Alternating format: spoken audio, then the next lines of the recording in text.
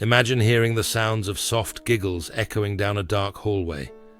You walk into your child's room, only to find them sitting upright, staring blankly at the wall, completely unaware of the world around them. What would you do if each night their behavior became stranger, more terrifying, and filled with unexplainable moments? Tonight, we dive into the spine-chilling story of a father who, haunted by the tragic loss of his younger brother, realizes that his own son is experiencing something disturbingly familiar, something inhuman. Hold tight as we explore the nightmare that has overtaken one family in My Child Hasn't Been Sleeping. This is not a story you'll soon forget. The father narrates, "My child hasn't been sleeping." Hello. Let me start by saying I don't believe in curses, and I am not religious. My name is Doug, and my wife and I have been struggling with our son. He developed sleep problems that appeared out of nowhere. It all started one night, about a week ago, on the night of the first rainfall. We live in a small town on the eastern coast called Brigham, and when it rains, things can get pretty intense. I was at home watching reruns of Miami Vice, while my wife was getting dinner ready. We live in my childhood home, a single-story house. I had our youngest daughter in her walker, and that's when the rain started hitting the window. That was when Charlotte and I realized we didn't know where Finn, our 10-year-old, was. We called all over from his friends' parents to the school. No one knew. My wife started to blame me while I was getting my coat on to go. At this point, I was a few beers down the chute when I opened the door, ignoring my wife's rant. And there he was. He stood there on the front step, drenched. I don't know how long he was there or what. I just took my son in and hugged him. I carried him inside and put a towel around him, trying to warm him up. My wife started to draw a bath through her cloudy eyes. I asked him where he was and why no one knew where he went. He just said, "I wanted to go to the woods." I didn't find anything wrong with this. I used to go to the same woods all the time when I was a kid with my brother and with friends. Near the creek. He nodded. "Did you see anything?" My boy just looked up at me, his blue lips barely hanging onto his face, and shook his head. "Something red." I didn't know what the hell that meant, so I helped walk him over to the bathroom where my wife was, and she started to take care of him. I just walked back towards the family room, aghast at what I allowed to happen. I didn't know what to do, so I just thanked whoever was listening in my head. My wife and I knew that he was probably going to get a cold or something worse from this, so we kept an ear open and barely slept ourselves that night. His coughs kept us up as we took shifts while sitting nearby. Some were empty, like a wheeze scratching the walls of his throat while they escaped. Others were full of gunk and sludge, followed by him rolling over and spitting the excess in the nearby trash can. It was around 5 a.m. when I tapped my wife out, letting her go to sleep for an hour or so. I sat there after brewing some coffee and listened to Finn go through hell. In times like this, it's good to have a wife who's as caring as Charlotte. When I have to go to work, I know that she will be here with my kids. I was slightly nodding off around 5:30 before I awoke. Something was off. I didn't know why yet, but I could feel it. That was when it hit me. I was dozing off because the house was silent. I jumped up from my seat and ran into my son's room. The door slammed against the wall as I dove at my son, fearing the worst, swearing at myself for not taking him to the emergency room. But as I got to him, I realized his chest moving up and down. He was fine. He was better than fine. He looked as peaceful as ever sleeping. Lying on his side, his left hand under his head. Even my landing on him barely made him budge. I scratched my head looking around.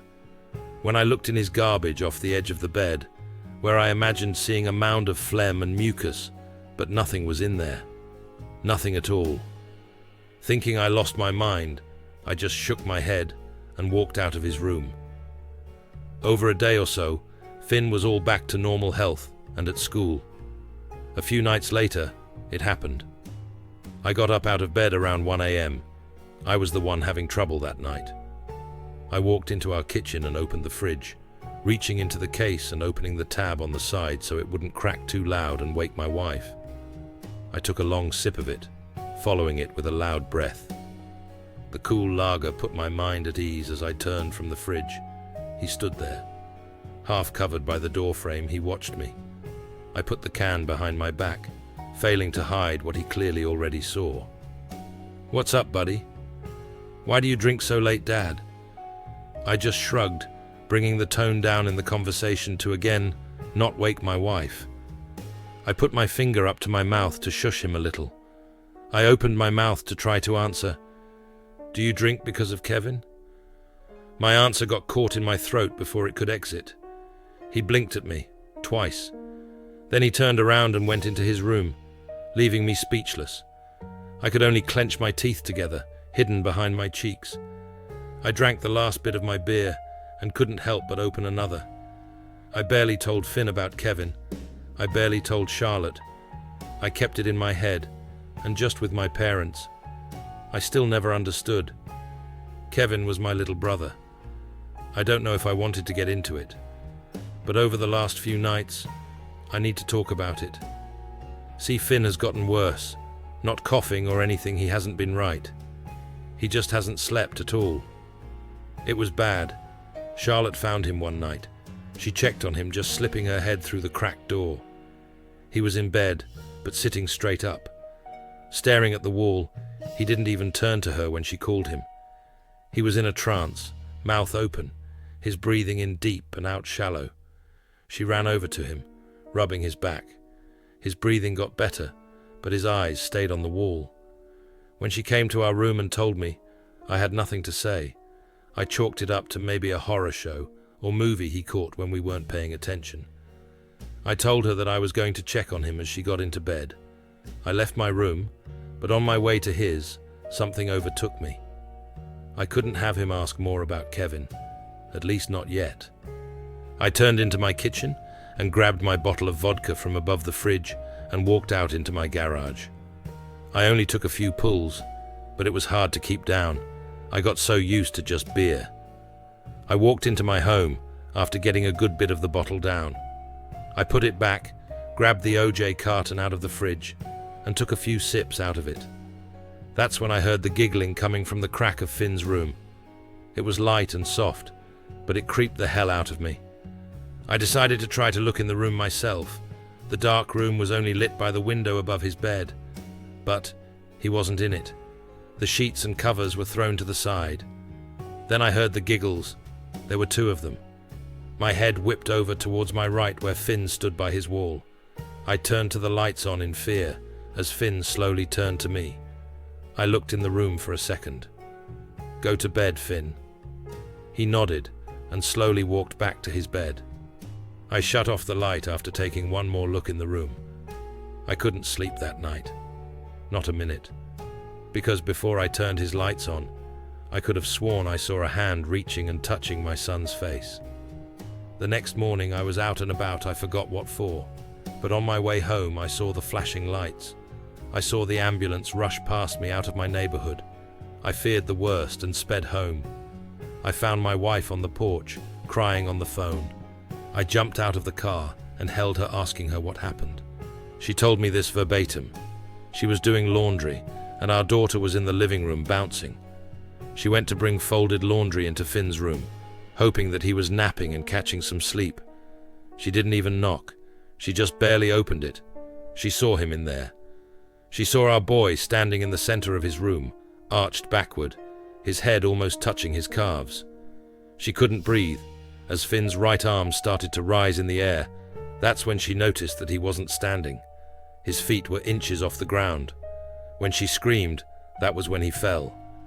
I just took my wife into my arms, holding her there, confused as all hell, hoping this one moment could last forever before we would have to find out what was wrong with our boy. By her words, he had to be paralyzed with a broken back. I then ushered her into the car, running back inside and grabbing our baby girl, before we were off to the hospital. So now it's time to talk about my brother Kevin. I think it's time that I bring up Kevin. Kevin was my younger brother. He was only 8 years old when he got sick. At first, it came off as the flu. He was bedridden and only missed a few days of school. I remember it like it was yesterday, because frankly, it was all so odd. Kevin got home late the day before his sickness. He was always a sprite and fun kid, always looking for an adventure even at a young age. I always took him places too, because he could keep up with 13-year-old me on any bike ride. He had this gummy smile and an infatuation with Superman. We weren't rich or anything growing up, so my mum had bought him a cheap cape from a hand-me-down store. For the next year, he always wore that cape. While he was biking down to his friend Anthony's house, I remember it always flailing in the wind, as if he were flying in the air. After he got sick, I don't remember him putting it on ever again. He came home that day, from what I remember. My mother telling me, rest her soul, that he walked into the house for the first time in complete silence. He got ready for bed without eating anything, and that was it. In that bed, he stayed for days. I would always knock to see if he wanted to do anything, and he would refuse. During those days, I started to feel off. I woke up one night in complete sweat, confused and not remembering my dream that I had. I left my bed and went into my kitchen. I poured a cup of water and chugged it, as it was so cold it burned my throat. I took a second, and then went to go back to bed, when I heard something soft coming from inside Kevin's room, behind the closed door. I stopped and put my ear to it. It sounded like he was talking to himself. It sounded like he was maybe giggling. Then it sounded like two voices talking at the same time. They overlapped each other, but no distinct words were actually being stated. I held my ear there longer, maybe to get a nugget of information. Then the voices stopped. A coldness drafted up my spine, a bead of sweat down my nose. "Dougie," the voices said. I backed away fast and ran into my room, clawing into my bed and sitting there. I didn't sleep the rest of the night. It took only 20 or so minutes when I started to hear creaks from outside my room. I stared at the door, terrified of my own little brother, scared of how he knew it was me outside his room. But when I saw the shadows cross underneath my door, I saw two sets of legs just standing there. No knocks on my door, no whispers, nothing. Those legs stood there, motionlessly for 10 minutes, before they turned back to his room. I just stared and stared all night. From there, things took a turn for the worse. Kevin slid into a brain coma due to a lack of oxygen a few days later. He then died a week after that. Fluid in his lungs built up to the point of suffocation, but the doctors never detected it. It always seemed like he was breathing normally to everyone that checked. He was only 8 years old. It was odd too, because after he got sick, I remember his buddy Anthony started to miss school as well. I always hated myself for being afraid of him. His saying Dougie outside of his door could have been a call for help. It could have meant anything, but young me mistook it for something frightening, something that was meant to warn me to stay away from my only brother. That's why I bought my home, my old childhood home, as a reminder of my brother and what he meant to me. I still keep it deep down, though. I rarely talk about it to my wife, and never to my son. Kevin almost completely died when my parents passed away. The only people that really might remember him are Anthony and I. We don't really speak. I say hi whenever I walk into him at the liquor store. He has been looking worse, but we both know and we both remember. When Charlotte and I got to the hospital, they were running tests on Finn. Finn never looked more alive. He was sitting up in his chair and smiling with the nurses. My wife, through tears, looked as confused as everyone else did once they saw her. She ran up and held our son in the brightest embrace, like the first time she ever held him. I stood there. My wife doesn't lie. My wife doesn't overimpose anything. How did she see what she saw? How is it that now I am being told that Finn is doing great, and that we can take him back in only a few hours. I insisted that they watch him and take care of him for at least a night, but they needed the bed in case of an emergency. I was at that point done with the conversation and didn't want to expedite it further, maybe upsetting my wife and son, who have both been through a lot. We got home that night and I carried my son into the house, while my wife carried our daughter. We laid them both to bed. I told my wife to call the police if anything happened, but that I needed to go somewhere. We had a light argument. Before I told her that I had to go to the creek.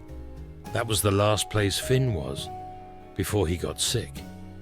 She didn't want to hear it, but she knew that it wasn't the worst decision. Before I left, she stopped me. She asked me if I believed her, and if I didn't think she was crazy for what she told me. I told her, of course, that I was as confused as she was. I kissed her, and then I left. Driving up to the woods at night can be daunting. Darkness. It was even worse because it took everything that I had to not pull into any of the bright signs above the bars that I passed. Drink it away. Drink the thought of Kevin, the thought of my home, and the thought of anything all away. But I pushed on. Now that I made my decision, I moved into the bush, through the trees, and into the dirt. Hindsight was 20/20ths, because I forgot a flashlight, but I knew my way. Even though it has been 20 or so years since I last came down here, this place has been sunken deep into my soul. I made it to the low-tide creek and stood over it on the bank. It was filled with leaves and couldn't have been any more than a few inches deep. This creek used to be big for fishing. I barely heard anything other than the light water going against rocks. No squirrels, no owls, nothing but the creek. I looked around and realized that my hope was all but lost. What was I even expected to find here, that I came all this way? Left my wife at home with our kids. I turned and walked the creek a bit. Looking up and down, the big bright moon cut its way through the tree limbs and guided my trail a little. Then I swore I felt it. Something grabbed my ankle as I turned and fell down into the water. The water didn't expect me, and I smack against it. My head hit the edge of a rock, and I stayed in the water for a second, using it to cover my scream of agony. I then pulled myself up and looked around. I swore I felt something grab me, that I didn't just catch the lip of the bank, that I wasn't that clumsy. I swear it. I clung to the dirt as I crawled up the side of the bank, hoping that my head wasn't bleeding too badly. I got to the edge and looked over. It was then that I saw it. I saw what Finn saw. It was red, but it was covered. I got out of the bank and ran up to it. I looked down and my heart sank. It couldn't be, it just wouldn't make sense. But I knelt down, moving everything that was on top of it, all the leaves and broken branches, and picked it up in my hands. I knew the material and the way that it would move in the air, as if it were just yesterday. I was holding back tears as I looked down at Kevin's old cape. A feeling overflowed me, and my head snapped as if I had been plugged into a computer. Everything came to me at once, every memory, every feeling, why I was so awkwardly terrified that night with Kevin. I ran through the trees back to the road, back to my car, and hopefully back to safety. I just hoped through the pain of my grip on my brother's scarlet cape. I drove home in silence. The lights of the bars hadn't lost their appeal. They shined even brighter. But I pushed ahead. I needed to get back to Charlotte, to my wife, to my son, and to my daughter. I pulled onto the driveway. I walked up, opening the door. Charlotte jumped at the door when I walked in. She was wide awake on the couch. I looked at her, with every word on the tip of my tongue ready to spill. But just one glance at her was enough. I think she saw something was wrong. I hope she did. Because I stood there and I wept. I fell to my knees as I couldn't hold back anymore. She stood up, and this time she held me while I didn't have the strength myself. When I touched that cape, it took over and I couldn't let go as much as I wanted to. All of the memories that I pushed out, that I didn't care for, flooded back into my mind. They clenched on with knives and bit with teeth as they seeped back into my brain. I then told Charlotte about my last day with Kevin, before he slipped into his coma. I was in the living room watching television when I heard him coughing from his room. I went to go check on him, and there I saw him sitting straight up in his bed, like he was waiting for me. I went and sat at his side. "How are you feeling, Kevin?" "Good. How are you?" I nodded at him. "Dougie, I never got to tell you something." "What's that?" "Well, it's just that I am worried for you." "Why are you worried?" Something in the corner of my eye caught my attention, and I looked down at his trash.